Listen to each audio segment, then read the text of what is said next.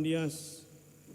Saya akan bacakan dalam kitab 1 Korintus 12 ayatnya yang ke-12 sampai ayatnya yang ke-20. Kitab 1 Korintus 12 ayat 12 sampai 20. Demikian dikatakan. Sama seperti tubuh itu satu dan anggota-anggotanya banyak. Dan semua anggota tubuh itu sekalipun banyak merupakan satu tubuh. Demikian pula Kristus. Sebab dalam satu roh kita semua, baik orang Yahudi maupun orang Yunani, baik budak maupun orang merdeka, telah dibaptis menjadi satu tubuh. Dan kita semua diberi minum dari satu roh. Sebab tubuh juga tidak terdiri atas satu anggota, tetapi atas banyak anggota. Andai kata kaki berkata, karena aku bukan tangan, aku tidak termasuk tubuh. Jadi benarkah ia tidak termasuk tubuh? Andai kata telinga berkata, karena aku bukan mata, aku tidak termasuk tubuh. Jika benarkah ia tidak termasuk tubuh? Andai kata tubuh seluruhnya adalah mata, di manakah pendengaran? Andai kata seluruhnya adalah telinga, di manakah penciuman? Namun Allah telah memberikan kepada anggota masing-masing secara khusus suatu tempat pada tubuh seperti yang dikehendakinya. Andai kata semuanya adalah satu anggota, di manakah tubuh? Memang ada banyak anggota, tetapi hanya satu tubuh. Demikian firman Tuhan. Horas. Karena ini baru setelah beberapa saat kembali menyampaikan khotbah di sini. Karena saya masih teringat terakhir saya menyampaikan khotbah di gereja ini saat Penatua Daniel Tobing menjadi guru jemaat. Itu sudah cukup lama karena memang selama ini saya banyak melayani di Bekasi ini, di Duta Permai yang di samping Kalimalang, kemudian di Setia Mekar. Lalu saya jadi preses di HKBP di Sumatera bagian selatan, lalu ke Kalimantan, lalu balik lagi ke sini. Makanya tadi Amang Sintua nanya, Amang bertugas di mana sekarang? Saya susah menjawabnya. Karena memang baru pada hari Minggu kemarin saya diberangkatkan karena saya sudah menyelesaikan tugas saya sebagai preses dari Bekasi ini. Dan sesuai dengan SK HKBP saya akan melayani di Cirebon. Lalu kalau saya bilang tadi saya melayani di Cirebon belum ditempatkan dan ditahbis di sana. Sehingga ini sekarang masa transisi lah. Itu minggu yang lalu Inang Pendeta nelpon karena dia satu kelas dengan saya. Bro, khotbah dong di Perumnas 2. Saya susah menolak. Jadi makanya tadi Amang Sintua Sinaga bilang, berarti terpaksa dong ini Amang kesini. Iya, sengaja sedikit dipaksa. Tapi gak apa-apa lah, banyak cara Tuhan. Yang pasti kita bertemu di sini itu sesuai dengan kehendak Tuhan. Amin. Istri saya ada di sini, Boru Nenggolan, yang selalu setia mendampingi. Dan kalau Bapak Ibu sering menonton YouTube saya, yang mengerjakan itu adalah beliau. Jadi itu bukan kerja tim, tapi ini adalah pekerjaan pelayanan suami istri. Saya hanya berkhotbah, dia yang memvideokan, mendownload dan mengupload, semuanya itu urusan dia. Termasuk apa yang dia dapat dari situ, tidak ada lagi hubungannya dengan saya. Tapi yang pasti ini tugas saya yang harus terus saya lakukan untuk menyampaikan firman Tuhan kepada siapapun. Demikian perkenalan kita. Lalu yang kedua mengenai nats kita ini. Saya akan memulai ini. Manusia adalah makhluk sosial. Benar? Saya tidak akan bisa menarik diri, memisahkan diri dari siapapun. Kita ingat itu. Sebagai makhluk sosial, kekuatan saya adalah teman saya, kekuatan saya adalah relasi saya, kekuatan saya adalah kebersamaan dengan semua orang.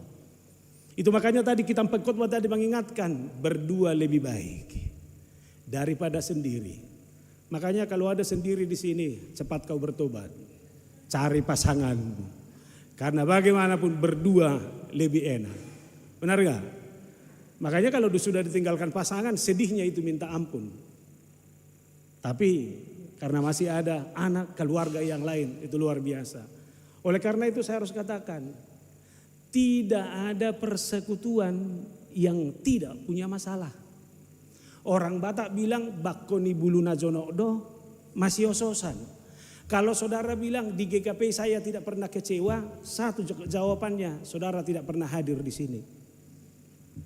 Kalau saudara hadir di sini bersama di sini, kecewa itu pasti pernah. Tapi saya harus bilang, kecewa, sakit hati tidak cocok, tidak menjadi alasan bagi seseorang untuk menarik diri dari pergaulan itu. Relasilah yang menguatkan saya. Relasilah yang membawa saya untuk mencapai hal-hal yang terbaik dalam kehidupan saya sehari-hari. Maka untuk itu, bergaul dan membangun relasi, berinteraksi kepada siapapun harus menjadi kata kunci yang harus dibangun siapapun. Maka bagi orang muda kalau ada di sini, tolong buka jaringanmu seluas-luasnya. Orang yang mendapatkan jaringan dan relasi yang kuat, itulah orang yang memenangkan masa depan. Tapi cuma sudah aneh sekarang. Di dunia maya relasi bisa banyak, tetapi di dunia nyata tetangga pun gak dikenal. Makanya lihat asiknya kita dalam dunia maya berteman dengan siapapun, tapi dalam dunia nyata kita memiliki pergumulan tersendiri. Padahal secara iman juga saya harus katakan salah satu dari tugas panggilan gereja adalah bersekutu. Maka dalam sebuah persekutuan yang adalah salah satu tugas panggilan gereja, orang percaya harus membangun, harus menguatkan tanggung jawabnya dalam membangun relasi ikatan dalam kualitas cinta kasih. Makanya dimanapun orang percaya berada, kualitas imannya yang adalah kualitas karena cinta Kristus, saya harus menjadi saluran cinta kasih itu kepada siapapun. Amin. Ada di sini yang pernah sakit hati? Atau dalam bahasa Batak, adong ison na sumasipak kulingan? Naunak pola, adong nim masipata. Ay sipata so tardohon, olo sama-sama sa penguakur, alay hola tikimare derak boy. Duko saino ni mulak turef na ito. Artinya saudara ini harus dikoreksi. Saya boleh kecewa seperti yang saya katakan tadi, tapi ikatan cinta kasih yang menguat di dalam diri saya ini harus lebih menguat dalam segala sesuatu. Sama halnya di tengah-tengah keluarga. Mana ada rumah, mana ada hubungan suami istri tanpa persoalan. Benar gak? Makanya pernah saya tanya di sebuah gereja dalam ibadah, siapa di sini suami yang tidak pernah tersinggung? Berani dia tunjuk tangan kawan. Hebat juga kawan yang satu ini, siapa begitu. Yang menjadi masalah adalah ketika kita mengalami degradasi yang seperti itu, kekuatan cintalah yang mengembalikan kita. Maka dimanapun kita membangun hubungan dan persaudaraan dalam rangka tritugas itu, kita harus ingat, cinta kasih itulah yang harus menguat. Tohodo tabudo permuderon, hubungan darah, budaya. Tapi saya harus katakan lebih menguat cinta. Orang Batak bilang songotap pulau naik go namar hamaranggi. Sekarang masih begitu enggak? Ngagudang marga manurung dang marsipak kulingan. Marah-maranggi dulu. Tapi ingat, kalau kualitasmu dalam membangun persekutuan adalah cinta kasih, saudara tidak akan melihat kelemahan. Saudara tidak akan pernah melihat kekurangan itu. Tapi energi yang keluar dari dirimu, yaitu cinta yang menguat dari Kristus itu, inilah terus kekuatanmu membangun itu. Maka saudara, Yohanes 17 ayat 20-21 mengingatkan kita. Dan bukan untuk mereka ini saja aku berdoa. Yesus yang berkata ini. Tetapi juga untuk orang-orang yang percaya kepadaku oleh pemberitaan mereka. Supaya mereka semua menjadi satu. Seperti engkau ya Bapa di dalam aku dan aku di dalam engkau. Agar mereka juga di dalam kita. Supaya dunia percaya bahwa engkaulah yang telah mengutus aku. Artinya saudara, seharusnya kita prihatin ketika ada perpecahan. Kita harus prihatin secara iman ketika ada relasi yang hancur. Sebab Yesus sendiri adalah Tuhan yang sudah berdoa untuk kita agar dimanapun kita sanggup membangun persekutuan dan cinta kasih itu. Sehingga saudara, kalau saudara mengaku sebagai umat percaya yang sudah ditebus dan diselamatkan oleh Kristus itu sendiri, dan Kristus berdoa untuk kesatuanmu, maka ingat, hidup saya harus menjadi jawaban doa Kristus. Amin. Ikon alus ni tang yang Yesus idong gulu. Dan alus ni kekecewaanmu. Dan alus ni hati ni roham. Dan alus ni marsak ni roham. Tapi saya harus pastikan dimanapun saya berada, saya harus hadir sebagai jawaban dari doa Kristus itu. Ada orang belum datang sudah mengecewakan. Udah bah, hola mamering buhini bayan tang lomoro aku. Belum ngomong. Artinya saudara, mari kita sadari, kamu itu orang yang dirindukan di gereja ini atau orang sudah didiamkan? Jangan dulu tersinggung. Ada orang kalau dia lewat, sudah lewat dia. Toh emang, ini hapus mati hati. Oleh karena itu, dimanapun kamu berada, kamu harus menjadi orang yang merangkul, bukan memisahkan. Jangan jadi troublemaker, tapi harus pemersatu. Dimanapun kamu berada harus menjadi orang yang membangun, bukan meruntuhkan. Dan dimanapun kamu berada harus menjadi orang yang memberi semangat dan inspirasi. Para subi masuk kata-kata. Ketika satu kalimat kau katakan, apakah kalimat itu adalah kalimat yang menguatkan orang lain atau membuat dia semakin lemah atau tidak? Nak kiningan hudok ma tu nion berek kusilis beton itu kon. Alang alilik kami dak pajumpang. Bah, songon na lamo mo goho ito niku. Duko kudoki menyesala umse. Bah, ulu duratu tu so tungga besok pasti naruh aku. Dulu orang kalau dikatakan gemuk itu kemakmuran. Kalau dikatakan sekarang gemuk, ngagudak korasahi idagingik. Bisa aja kan begitu kan itu.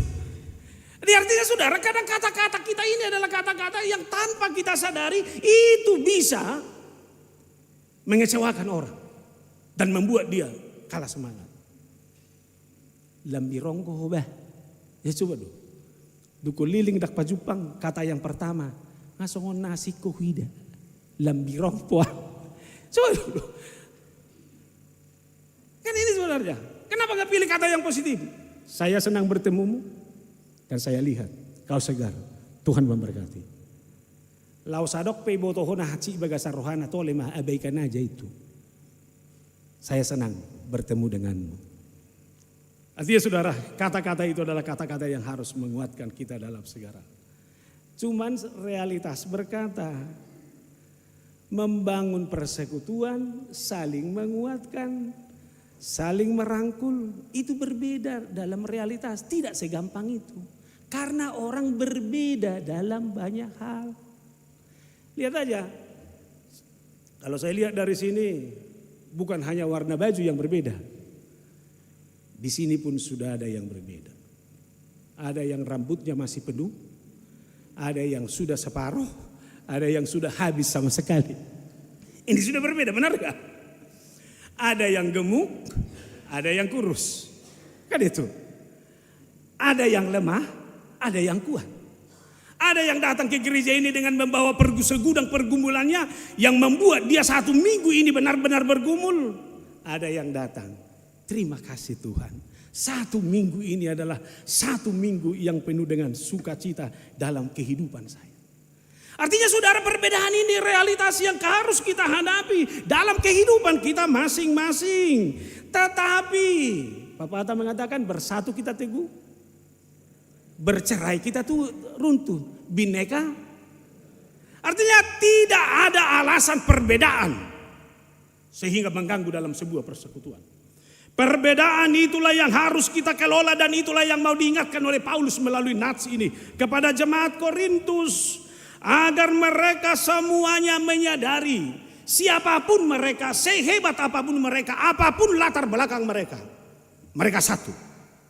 Dengan mengambil anatomi tubuh, Paulus menyadarkan jemaat Korintus bahwa sama seperti mata, hidung, telinga, dan anggota tubuh yang lain, itu menyatu dalam satu tubuh dan tidak bisa dipisahkan. Oleh karena itu saudara, yang pertama dalam mengelola perbedaan itu, saya mau ajak kita untuk menyadari, yang pertama, kita berbeda, tapi kita satu di dalam Kristus dan digerakkan oleh roh yang sama. Sekali lagi saya katakan, kita berbeda, tapi ingat kita satu di dalam Kristus dan digerakkan oleh roh yang sama. Terima perbedaan. Benar kita datang dari berbagai latar belakang. Kalau nasi ini bidang ada Yahudi, ada Yunani, ada suku Batak, ada suku Jawa dan suku yang lain. Orang Batak pun sama-sama orang Batak, berbeda tidak? Kalau dari Toba seperti saya inilah, suaranya keras-keras. Makanya ketika menikah dengan istri saya dari Jawa Barat, lahir di Bandung, sudah berbeda. Dia lebih lembut, saya kalau ngomong dadanya harus tinggi terus. Aidang mungkin berubah bion. Inamai, dia yang harus maklum. Orang yang lahir di Silindung, di Toba, di Samosir, di Dairi, sama-sama Batak, tapi berbeda. Artinya saudara jangan pernah sangkal ini adalah sebuah realitas. Makanya 1 Korintus 12 ayat 12 itu berkata, karena sama seperti tubuh itu satu dan anggotanya banyak, dan segala anggota itu sekalipun banyak merupakan satu tubuh. Demikian pula Kristus. Bagaimana? Rumah tangga juga berbeda? Berbeda. Secara jenis kelamin sudah berbeda. Laki-laki dan perempuan. Gak ada rumah tangga perempuan dengan perempuan. Tidak ada rumah tangga laki-laki dengan laki-laki. Kalau sempat ada itu. Apalagi saya lihat gejala sekarang ini. Sudah bangga loh. Lihat di media itu. Bawa tuh puang. Ipasu-pasu. Makanya kalau ada di sini, sudah mulai kau jatuh cinta laki-laki ke laki-laki, cepat kau bertobat. Gak benar itu. Harus berbeda. Berbeda secara umur, gak apa-apa.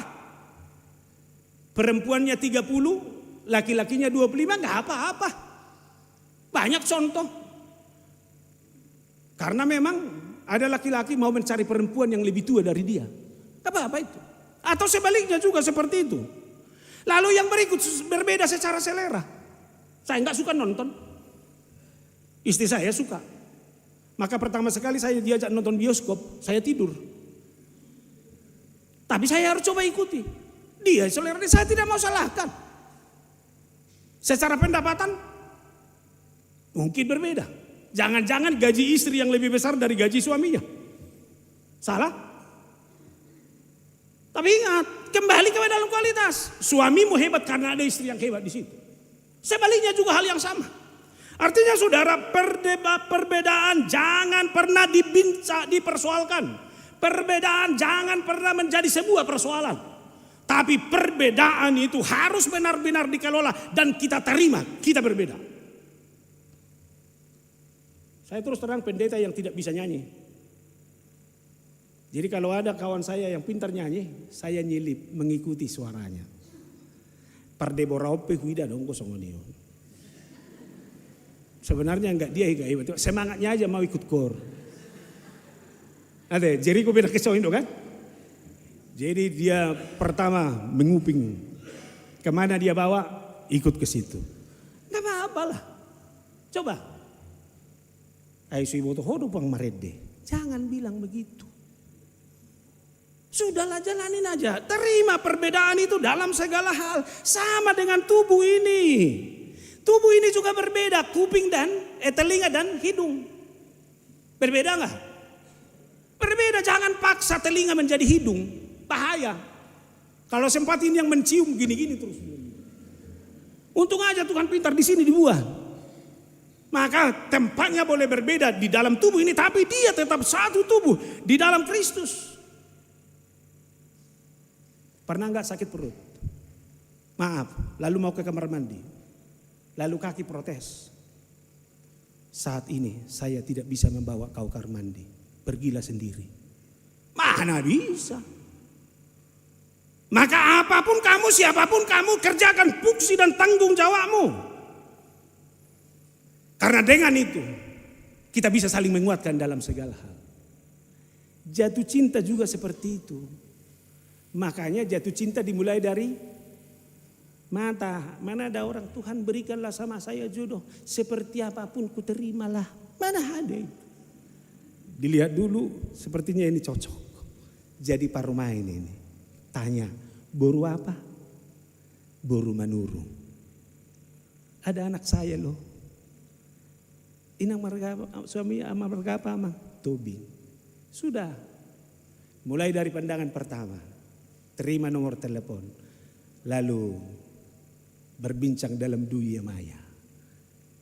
Setelah enak di sana, ini tangan bekerja. Lalu ketemu. Yang membawa ketemu apa? Kaki. Lihat, semua fungsi itu saling menguatkan. Otak memerintahkan kepada mata, lihat itu perempuan cantik. Cocok itu jadi istrimu. Setelah dilihat mata, biar saya juga. Lalu diperintahkan mulut bicara agar dia bisa ngajak bicara.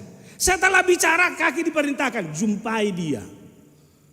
Makanya yang berdua berikanlah aku jodoh Tuhan katanya, tapi nggak kau jumpai mana dapat itu. Perintahkan kakimu jumpai. Atau jatuh cinta tapi nggak mau ngomong. Ya anak muda ya. Kalau jatuh cinta bilang ditolak nggak apa-apa, yang penting ngomong dulu. Sudah. Nah itu artinya semua hal perbedaan itu mari kita lakukan sesuai dengan fungsi kita. Siapa di sini dirijen kor ini? Bisa kau dirijen kor kalau nggak ada yang kau pimpin? Kalau tiap hari begini nggak ada yang mau dipimpin, apa namanya itu? Apalagi datang lagi wajah ini. Ini mana ada? Karena ada ini yang kau ajari ini. Kami pendeta ini pun terus terang saya sudah sering berkhotbah di media. Kalau nggak ada jemaatnya saya khotbah nggak enak.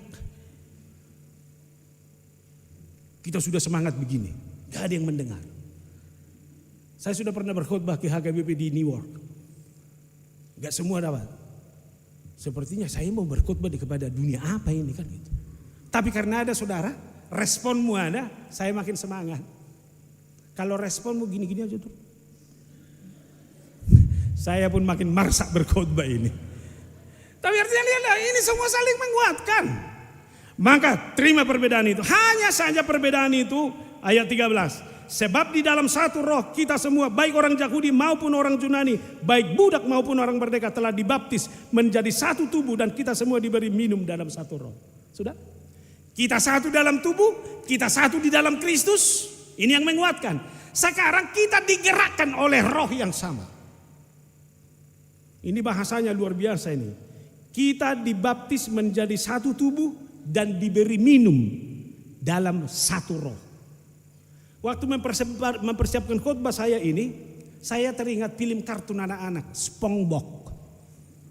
Ingat SpongeBob? Ini keluarga SpongeBob ini adalah keluarga yang kalau makan sayur bayam, keluarga itu langsung kuat seperti ini. Popeye, salah, Popeye. Inilah. Untung aja ada saudara mengingatkan saya. Kalau nggak ada mana bisa. Tetap aja saya bilang film ini SpongeBob terus, Popeye. Benar gak? Begitu dimakan sayur bayamnya, langsung kuat. Satu keluarga itu loh. Artinya mereka berpikir bahwa dengan makan itu nutrisi bertambah, makin sehat. Ini luar biasa film ini, kartun ini. Sehingga anak-anak diajari harus makan sayur. Sekarang kalau kita dibaptis dengan roh, bertambah enggak kekuatanmu? Saya hidup di dalam roh. Mana ada lagi begitu? Kalau roh itu adalah roh yang diberikan kepada saya, diberi minum kepada saya, maka saya harus katakan saya harus hidup dalam kendali roh itu. Sekarang pertanyaan saya, yang mengendalikan kamu di sini rohmu, roh dunia ini atau roh Tuhan? Una kata pelusi.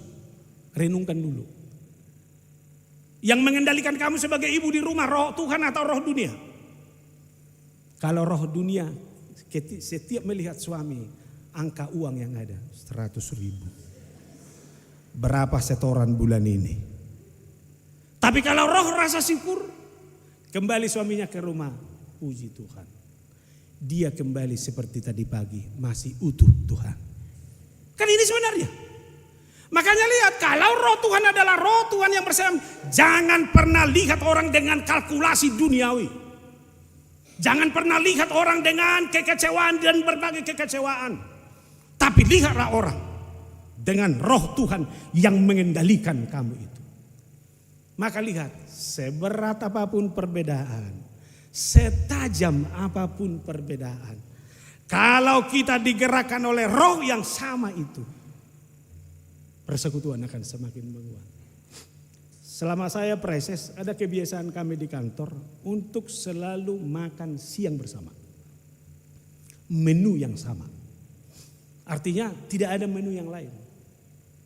Lalu saya selalu bilang, ingatkan teman-teman di kantor. Ingat, yang kita makan di kantor ini adalah sama. Tentu yang dikeluarkan pun harus sama. Jangan pikirkan yang lain dulu. Energinya harus sama. Semangatnya harus sama. Tidak ada iri. Artinya saudara soal konsumsi. Maka dimanapun persekutuan dibangun, orang bertanya, kalau konsumsinya adalah konsumsi yang benar-benar dari roh itu, maka kedatanganmu akan menjadi sukacita dan kebahagiaan bagi banyak orang. Amin. Kembali ke rumahmu sebagai istri, biarlah roh Tuhan yang mengendalikanmu. Sebagai suami, biarlah roh Tuhan yang mengendalikan hidupmu. Nah, itu yang pertama dari nas kita ini. Lalu yang kedua, marilah kita saling menerima dan menghargai. Berbeda tidak apa-apa, tapi dalam perbedaan itu, mari kita hidup saling menerima dan menghargai. Ada sebuah foto yang pernah saya lihat. Dalam foto itu ada seekor katak hijau. Kebetulan foto itu diambil dari suasana banjir. Jadi ular ini berenang, tapi katak hijau ada di kepalanya jalan. Bayangkan saudara, bagi saya ini menakjubkan. Sambil berenang di sungai, di air yang tergenang itu, ular itu berenang, katak itu ada di atas kepala ular itu. Saya berpikir, bukankah katak adalah makanan ular? Tapi dalam situasi foto itu, ternyata mangsa dan yang dimangsa bisa hidup rukun. Sekarang persoalannya, di sini ada mangsa? Ada yang mau dimangsa di sini? Kita semua adalah orang-orang yang dikasihi Tuhan. Maka saya akan bacakan kepada saudara Roma 15 ayat 1. Kita yang kuat wajib menanggung kelemahan orang yang tidak kuat. Dan jangan mencari kesenangan kita sendiri. Sekali lagi, kita yang kuat wajib menanggung kelemahan orang yang tidak kuat. Dan jangan kita mencari kesenangan kita sendiri. Bu hidup kan? Oh ya. Suatu kepala lapuan non HP masuk sekolah minggu. Ayalah di pendita mengatur rumah terdapat sudah suatu gabena non. Artinya saudara, kita harus hidup menolong. Ketika kamu punya kuasa dan jabatan, harta atau kekayaan dan kepintaran, haruslah berdampak dalam membangun persekutuan. Sudah? Apapun yang ada pada dirimu, sekarang koreksi, berdampak tidak bagi persekutuan. Tepuk tangan untuk anak muda yang mengiringi musik ini. Tepuk tangan bagi mereka. Betapa gersangnya ibadah ini tanpa musik ini. Terima kasih. Bangga enggak anak siapa ini sekarang? Bangga dong. Maka sekarang ini menjadi koreksi besar bagi kita. Apapun yang kita miliki, jangan pernah membuat kamu menjadi arogan dan tidak menghargai orang lain. 1 Korintus 12 ayat 18. Tetapi Allah telah memberikan kepada anggota masing-masing secara khusus suatu tempat pada tubuh seperti yang dikehendakinya. Lihat. Kuping ditempatkan di sini sesuai dengan kehendak Tuhan. Kaki ditaruh di bawah sesuai dengan kehendak Tuhan. Kamu ditempatkan di sini sesuai dengan kehendak Tuhan, bukan kehendakmu. Oleh karena itu, kalau ini adalah sesuai dengan kehendak Tuhan, satu yang harus tidak bisa tawar-tawar dari kehidupanmu, kehadiranmu harus menjadi kehadiran yang membawa sukacita dan berkat kepada siapapun. Jujur, kalau saya sebut sering, mungkin terlampau berlebihan. Masih ada orang yang menganggap dirinya lebih penting dari orang lain. Saya bisa khotbah di sini. Saudara bisa nyaman beribadah di sini. Di samping dukungan orang yang ada sekarang. Koster gereja berperan tidak. Ini mic ini loh. Jauh lebih hebat ini dari mic di gereja-gereja lain. Luar biasa. Berarti ini ditata dengan baik. Karena orang yang tepat yang megang. Ada di gereja lain, setiap yang datang putar. Kalau di sini saya lihat tertib ini, makanya enak ini. Ini saling mendukung. Artinya saudara jangan remehkan. Alani burjuha untuk koster taida. Ido ma beta boho huduli sih. Oh, olah kopi dona sadong, dalam malas kostero nanti. Bang be kopi ya lebih iya buat kopi mesti patah. Lihat betapa sering kita ini meremehkan orang. Kita ini makin hebat karena ada orang-orang yang ada di sekeliling kita ini. Jangan abaikan mereka. Itu situ habis ngoni. Ai jago amang si baju tak nama rakyat dai nak kini kan. Bah nadong binata. Mamerengsan. Alana itu na todok korektor na paling hebat. Saru pada kita. Hola mulak kami non terodo komentarin na teja bunamion. Jago dunia jamitami. Ale dang mendarat itu ni mana ni. Artinya saudara ini saling menguatkan dalam segala hal. Ngapain? Jadi sudahlah. Seberapa hebat pun kamu hebat karena ada kami. Amin. Mula hudok pun istilahon nak jasi ramun ada. Siswa bulu ini ya kebibi. Adong gigi kepinu ni. Mula dang alan yau, dang jong gigi kepiyo ni. Ada rekod. Tak mungkin itu. Kalau kau nggak mau, yang lain bisa dipakai Tuhan? Bisa.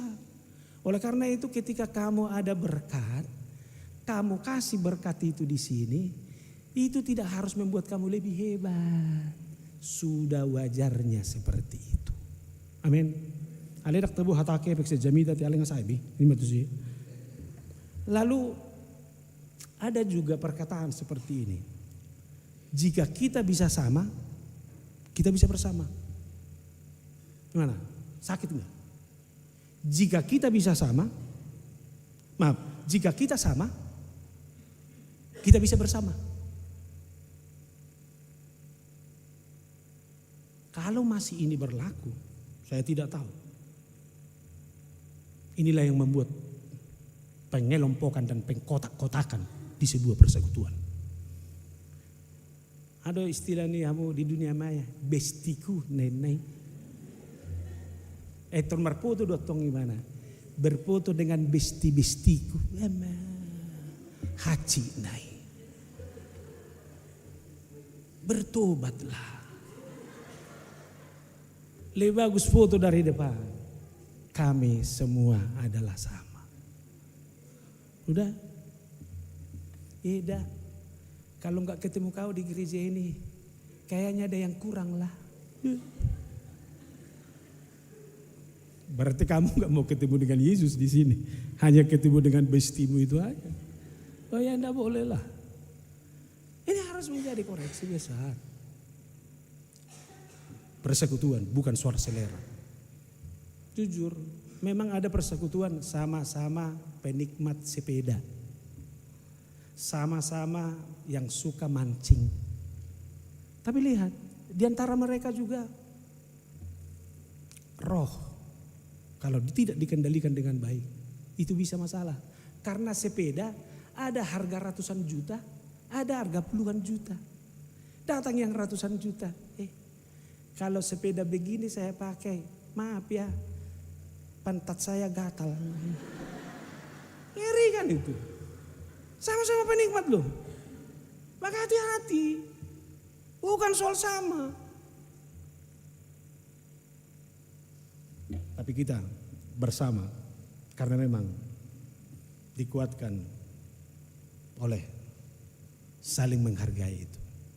Ada sebuah kalimat bijak. In unity is strength. In unity is strength. Kesatuan adalah kekuatan. Tetapi kesatuan di sini bukan harus seragam dulu, tetapi dengan menerima keberagaman itu, itulah menjadi kekuatan. Gak perlu satu dulu, gak akan mungkin. Tapi berjalan bersama, tujuannya sama dalam rangka memuliakan Tuhan. Maka apapun tanggung jawab yang sudah diberikan Tuhan bagi kamu, itu tidak membuat kamu lebih dari orang lain. Tapi Tuhan menempatkanmu di situ agar orang lain juga terhargai dari kehidupannya. Lihat kembali kalau kita foto, jempol. Saling mengalah loh. Biar ini hebat, ini mau dilipat. Lalu bikin sarangeo. Ada enggak? Ini sepakat loh. Ini dia mau dimenamkan, ini yang kelihatan. Sudah? Lalu jari-jari ini bisa mengangkat beban. Walaupun mereka berbeda, inilah sumber kekuatan itu. Sehingga mau minum, angkat gelas, dia kuat. Mengangkat beban yang lain pun, dia menjadi kuat. Amin. Lihat, kamu boleh lebih tinggi, kamu boleh lebih hebat, kamu boleh memiliki segala sesuatu. Tapi ketika orang lain tidak memiliki apa-apa, itu juga adalah sumber kekuatan. Orang kaya hebat dengan kekayaannya karena ada orang miskin yang memuji. Tabu hodabah namora ho. Kan enak. Kalau semua sama-sama kaya, mana ada saling muji. Lu punya, saya juga punya. Makanya terima kasih Tuhan membuat berbeda, maka saling menghargai. Kebayang enggak kalau rumahmu semua penuh dengan emas? Dinding rumah betonnya semua emas. Perabotnya semua emas. Peralatan dapur juga semua emas. Buka tudung saji emas juga. Emangnya kau mau makan emas? Kan tidak mungkin.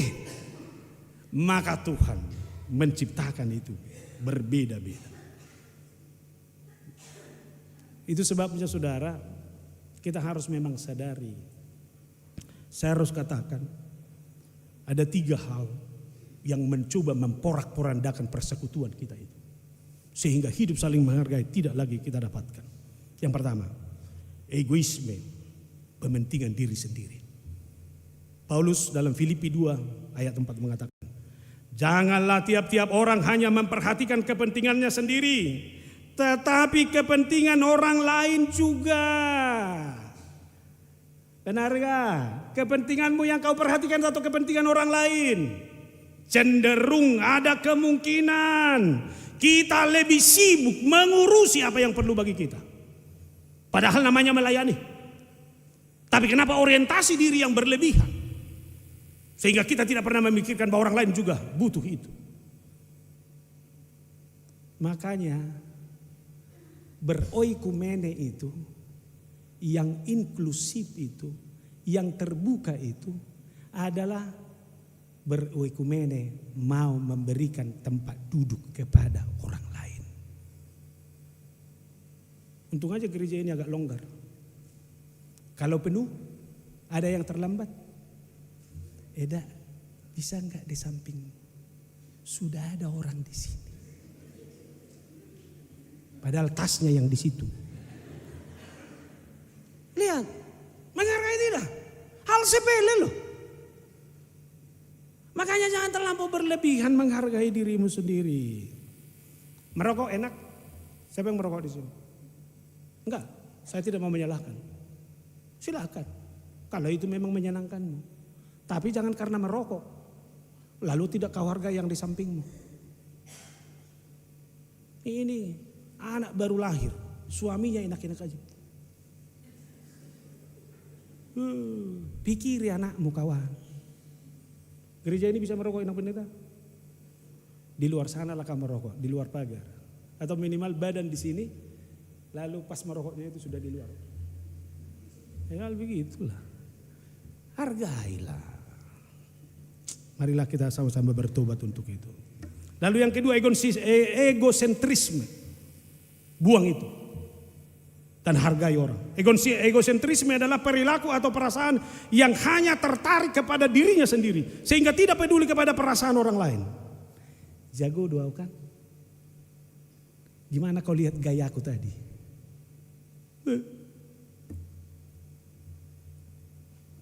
Tobatlah. Gengsi atau penonjolan diri. Ingin menjadi pusat perhatian terus. Saya mau tanya, ada di sini ahli psikologi? Kebutuhan ingin diperhatikan itu kebutuhan anak kecil atau orang tua? Kebutuhan anak kecil. Maka kalau sudah orang tua, jangan cari perhatian kawan. Bahaya itu, sudah penyakit itu. Anak kecil gak apa-apa, harus diperhatikan. Tapi kalau orang tua, si tua musik, pasang lebih nonton. Kan itu. Beda boleh. Hiduplah saling menghargai. Yang terakhir. Hiduplah dalam kesabaran terhadap yang lain. Mulut harus sabar. Jangan asal ngomong. Dengar dulu. Sebab sudah banyak orang enggak dipakai dulu ini, langsung ini. Benar? Sabar, mulut sabar dulu. Dengar, dicerna, baru ngomong. Semua pasti berjalan sesuai dengan fungsinya masing-masing. Lihat tata cara gereja kita ini juga sangat seperti itu. Sabar. Song leader juga sabar. Jangan suaramu lebih kuat. Sabar mendengarkan suara kami. Saya juga sebagai pengkhotbah sabar. Jangan banyak ngomong. Ngomong terus orang sudah bosan mendengarkan. Masih dilanjutkan. Akhirnya orang tidur. Ini juga harus dilatih. Artinya saudara dalam dunia pergaulan juga kita harus sadari ini. Kolose 3 ayat 13. Sabarlah kamu seorang terhadap yang lain. Dan ampunilah seorang akan yang lain. Lihat kesabaran ini kenapa perlu? Sebab kita akan menemukan orang yang mengecewakan kita. Benar? Maka sabar. Gak mungkin kau rancang orang sesuai dengan pikiran. Gak mungkin kau desain orang lain sesuai dengan kehendak. Oleh karena itu biarkan mereka berjalan dengan apapun. Sabar. Amin. Ada pengantin baru di sini? Sabar. Itulah suami yang diberikan Tuhan bagimu. Jangan bandingkan dengan suami-suami yang lain. Sabar. Memang hanya dialah milikmu sampai selama-lamanya. Amin. Ada menantumu yang kurang pas? Sabar. Sebab itulah menantumu. Sekalipun kamu dikecewakan, sabar. Berdoa kepada Tuhan. Amin. Kenapa kita harus sabar? Karena sabar juga kita akan menemukan orang-orang yang ingin cepat. Sementara kita lambat. Takut atau sarupa pengalamanmu nada. Hami pejabu saunido. Kalau mau pergi kemana, saya pasti sudah duluan di mobil. Lalu istri belum turun. Beta, saya gitulah. Itu panggilan kami di rumah. Gak cukup lagi dengan beta, masuk ke mobil, bunyi klakson. Tetot, tetot, tetot. Tapi akhirnya belakangan ini saya semakin bertobat. Terima kasih Tuhan. Inilah ujian terberat bagi saya menghadapi ini. Artinya saudara gak boleh menjadi sesuatu hal yang harus membuat saya mundur. Saya sudah menghadapi orang-orang seperti itu. Sudah di gereja ini juga seperti itu. Ini banyak yang gak cocok dengan kamu. Kamu ingin gercep, dia lambat. Gak apa-apalah. Memang sudah Tuhan karuniakan di sampingmu orang yang geraknya lambat.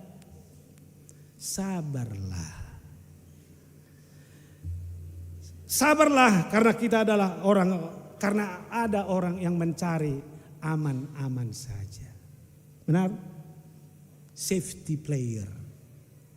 Dia mau tenang, gak mau rugi, gak mau dicap ini. Akhirnya apapun, iya. Datang ngomong dari sana, iya. Dari sana, iya. Kenapa kau bilang iya? Aku gak ada urusan dengan dia. Iya. Sabar itu memang. Sabar. Karena kita harus mengambil keputusan yang terbaik. Keputusan yang baik harus menjadi sebuah proses yang baik. Bukan berarti harus lambat, bukan berarti harus cepat, tapi tepat. Apa berarti? Olah ni majamita kon. Tuhan memberkati.